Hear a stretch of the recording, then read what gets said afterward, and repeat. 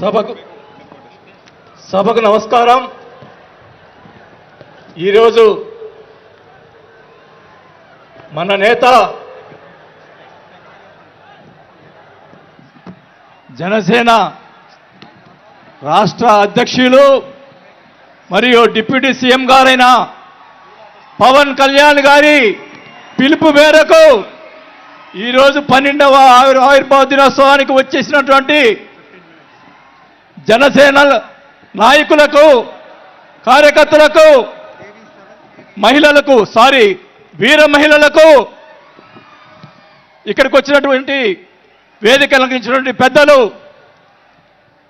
మంత్రివర్యులు మనోహర్ గారికి, అలాగే దుర్గేష్ గారికి, పెద్దలు,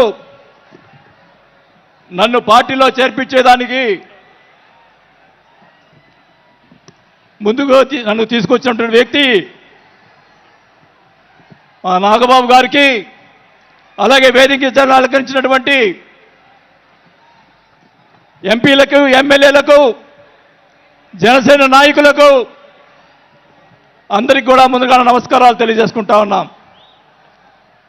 మీరందరూ కూడా 12 ఆవిర్భావ దినోత్సవాలు జనసేనకు సంబంధించి అటెండ్ అయి ఉంటారు. కానీ నాకు ఇది మొదటిది. అసలు బాలినేని శ్రీనివాసరెడ్డి అనేవాడు వైసీపీ విడిపోయి బయటకు వస్తాడా అనుకొని చాలామంది మాట్లాడినటువంటి పరిస్థితులు ఉన్నాయి.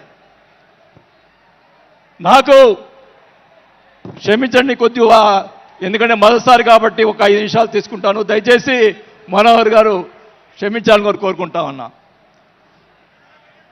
మొదటగా నాకు రాజకీయ భిక్ష పెట్టింది రాజశేఖర రెడ్డి గారు. రాజశేఖర రెడ్డి గారు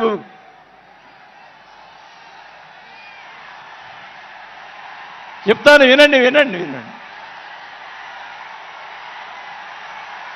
నాకు రాజశేఖర రెడ్డి గారైనా ఎన్టీ రామారావు అయినా నాకు ఇష్టం. మీరు దయచేసి వినాలా. నేను నిజాలు చెప్తాను, పిఠాపురం సాక్షిగా అన్ని నిజాలే చెప్తాను. వినాలా, నాకు జరిగిన విషయాలు కూడా చెప్తాను.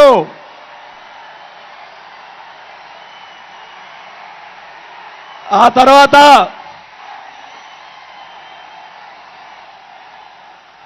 ఆయన జగన్మోహన్ రెడ్డి గారు పార్టీ పెడితే రాజకీయ భిక్ష పెట్టాడు కాబట్టి నేను మంత్రి పదవి వదులుకొని ఆయన వెంట నడిచాను. నేను 4 సంవత్సరాలు, మనోహర్ గారికి తెలుసు, 4 సంవత్సరాలు మంత్రి ఉంది నాకు. అయినా కానీ నాకు రాజకీయ భిక్ష పెట్టాడు కాబట్టి, మానవత్వం అనేది ఉంది కాబట్టి నేను ఆ రోజు ఆయనకి తలిచాను. కానీ ఏం జరిగింది, నాకు మంత్రి వదిలిపెడితే మంత్రి ఇచ్చి మంత్రి తీసేశాడు. అవన్నీ నేను కూడా బాధపడిన, నేను మంత్రి అనేది ఐ డోంట్ కేర్. ఆ రోజు 4 సంవత్సరాలకే వదిలిపెట్టాను. నేను ఒకటే చెప్తా ఉన్నా, మన వంశీ గారిని ఆయన చెప్పాడు కదా, ఈయన సినిమా యాక్టర్, ఆయన పేరేంటి, పోసాని మురళి గారు, వాళ్ళని అరెస్ట్ చేస్తే ఈయన పోయి జగన్మోహన్ రెడ్డి గారు పోయి వాళ్ళని పరామర్శిస్తాడు. నేను ఒకటే చెప్తా ఉన్నా, రఘురామకృష్ణరాజు గారిని నిన్ను ఏదో మాట్లాడితే ఆయన లోపల పెట్టించి, కుదగొట్టించి, కాలు చేతులు ఎర్రగొట్టించి లోపల పెట్టించావే. 17 సంవత్సరాలు ముఖ్యమంత్రిగా చేసినటువంటి చంద్రబాబు నాయుడు గారి కుటుంబాన్ని, భార్య గురించి మాట్లాడితే వాళ్ళకి బాధ కలగదా అని అడుగుతా ఉన్నా. ఆ రోజే నేను ఖండించాను, నేను అసెంబ్లీలో ఆ రోజే. అలాగే మన నాయకుడు పవన్ కళ్యాణ్ గారు, ఆయన గురించి మాట్లాడావు.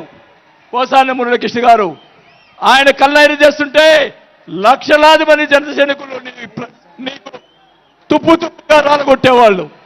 ఆయన మౌనం వహించారు. నేనైతే చెప్తా ఉన్నా, కుటుంబాన్ని అలా మాట్లాడారు కాబట్టి వాళ్ళని 9 నెలలు, ఇంకా 9 నెలల తర్వాత అరెస్ట్ చేశారు. నేనైతే గవర్నమెంట్ ఇచ్చిన మరుసటి రోజే లాఠీతో రాలగొట్టించి లోపల వేయించేవాడిని కూడా ఈ సభాగా చేసుకుంటా ఉన్నా. చేసినటువంటి దుర్మాలు ఎక్కడ పోవు, దుర్మార్గాలు ఎక్కడికి పోవు. ఒకటే చెప్తా ఉన్నా, నేను